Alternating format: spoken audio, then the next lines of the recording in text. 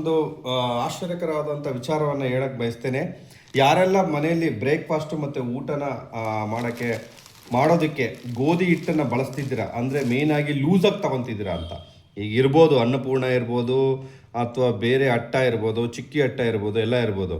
But ಹೊರಗಡೆ ತೊಗೊಳಕ್ಕೆ ಮುಂಚೆ ಲೂಸ್ ಅಂದರೆ ಸೆಪ್ರೇಟಾಗಿ ಕೊಡುವಂಥ ಗೋಧಿ ಹಿಟ್ಟಿನ ಕ್ವಾಲಿಟಿನ ನೀವು ದಯವಿಟ್ಟು ಚೆಕ್ ಮಾಡಬೇಕಾಗುತ್ತೆ.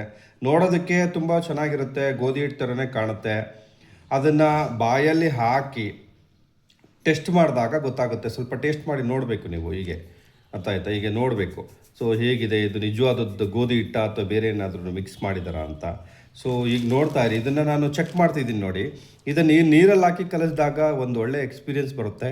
ನೀವು ನೋಡ್ಬೋದು ಅದು ಚಪಾತಿ ಮಾಡಲಿಕ್ಕೆ ಕರೆಕ್ಟಾಗಿದೆಯಾ ಏನು ಅಂತ ಹೇಳ್ಬಿಟ್ಟು. ಒಂದು ಒಳ್ಳೆ ಎಕ್ಸ್ಪೀರಿಯೆನ್ಸ್ ಚಪಾತಿ ಆಗುತ್ತೆ, ಬಟ್ ಚಪಾತಿ ಆ ಒಳ್ಳೆ ಎಕ್ಸ್ಪೀರಿಯೆನ್ಸ್ನ ಕೊಡೋದಿಲ್ಲ. ಮತ್ತು ನೋಡೋದಕ್ಕೆ ಚೆನ್ನಾಗಿರುತ್ತೆ, ತಿನ್ನೋದಕ್ಕೆ ಚೆನ್ನಾಗಿರುತ್ತೆ, ಆದರೆ ನಿಜವಾದ ಚಪಾತಿ ಆಗಿರಲ್ಲ. ಕೆಲವೊಂದು ಪೌಡರ್ಸ್ನ ಮಿಕ್ಸ್ ಮಾಡಿರ್ತಾರೆ. ಹಾಗಾಗಿ ನೋಡಿ, ಇವತ್ತು ನಾನು ತೋರಿಸ್ತಾ ಇದ್ದೀನಿ. ಇದು ಚಪಾತಿ ಹಿಟ್ಟನ್ನು ಕಲಸಿರೋವಂಥದ್ದು.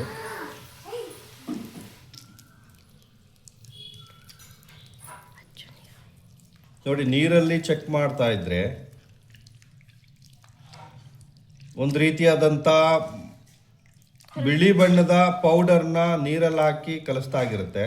ಬಟ್ ಎಷ್ಟೇ ಕಲಿಸಿದ್ರು ಒಂದು ನಾರಿನ ಅಂಶ, ಒಂದು ನಾರಿನ ರೀತಿ ಬರೋ ಥರ ಇರುತ್ತೆ. ಇದು ಚಪಾತಿ ಆಗಿರೋಕ್ಕೆ ಸಾಧ್ಯನೇ ಇಲ್ಲ, ಚಪಾತಿ ಹಿಟ್ಟು ಆಗಿರೋಕ್ಕೆ ಸಾಧ್ಯನೇ ಇಲ್ಲ.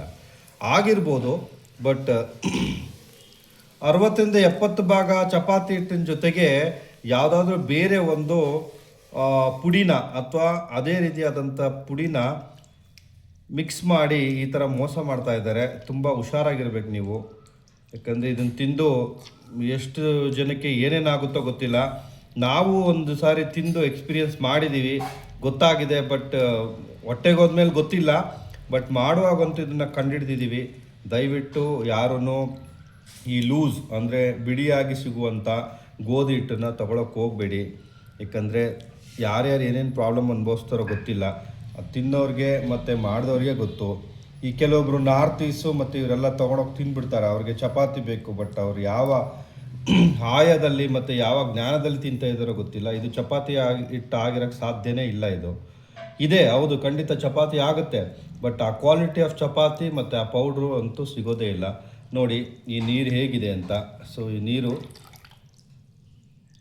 ನಾವು ನಾರ್ಮಲ್ ಏನು ಅನ್ನಪೂರ್ಣ ಅಥವಾ ಬೇರೆ ಯಾವುದೇ ಒಂದು ಗೋಧಿ ಹಿಟ್ಟನ್ನ, ನಾನು ಸಾರಿ ಆ ಹೆಸರನ್ನ ತೊಗೊತಾ ಇರೋದಕ್ಕೆ, ಬಟ್ ಬ್ರ್ಯಾಂಡೆಡ್ ತೊಗೊಂಡು ನೋಡಿದ್ರೆ ಬೇರೆ ಒಂದು ವಿಧಾನವಾದಂಥ ಕ್ವಾಲಿಟಿ ಸಿಗುತ್ತೆ. ಬಟ್ ಇದು ಬಿಡಿ ಬಿಡಿಯಾಗಿ ತೊಗೊಂಡು ಲೂಸ್ ಗೋಧಿ ಹಿಟ್ಟಿನಲ್ಲಿ ಚಪಾತಿ ಮಾಡೋದಕ್ಕೆ ಹೋದರೆ ಈ ಥರ ಬರ್ತಾಯಿದೆ. ಒಂದು ಸಾರಿ ಚೆಕ್ ಮಾಡಿ. ದಯವಿಟ್ಟು ಯಾರು ಲೂಸ್ ಗೋಧಿ ಹಿಟ್ಟನ್ನು ಕಡಿಮೆ ರೇಟಲ್ಲಿ ಸಿಗುತ್ತೆ ಅಂತ ದಯವಿಟ್ಟು ತೊಗೊಳಕ್ಕೆ ಹೋಗಬೇಡಿ.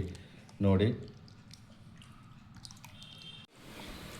ಈಗ ಅದಾದಮೇಲೆ ಚಪಾತಿಯನ್ನು ಮಾಡಿದ್ದೀವಿ. ಆ ಚಪಾತಿ ಕ್ವಾಲಿಟಿ ನೋಡಿ, ಒಳ್ಳೆ ಮುರ ಹಪ್ಪಳ ಥರ ಆಗಿಬಿಟ್ಟಿದೆ.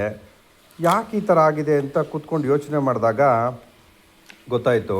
ಸೊ ಇದು ಚಪಾತಿ ಹಿಟ್ಟಿನ ಜೊತೆಗೆ ಬೇರೆ ಒಂದು ಪುಡಿಯನ್ನು ಮಿಕ್ಸ್ ಮಾಡಿ ಹಾಳು ಮಾಡಿ. ನೋಡೋದಕ್ಕೆ ತುಂಬ ಚೆನ್ನಾಗಿದೆ, ಬಟ್ ತಿಂದಾಗ ಅದನ್ನು ಅರ್ಗಿಸ್ಕೊಂಡಾಗ ಗೊತ್ತಾಗುತ್ತೆ ಚಪಾತಿಯ ಬೆಲೆ ಮತ್ತು ಚಪಾತಿಯ ಗುಣ, ಚಪಾತಿಯ ಕ್ವಾಲಿಟಿ ಹೇಗಿದೆ ಅಂತ.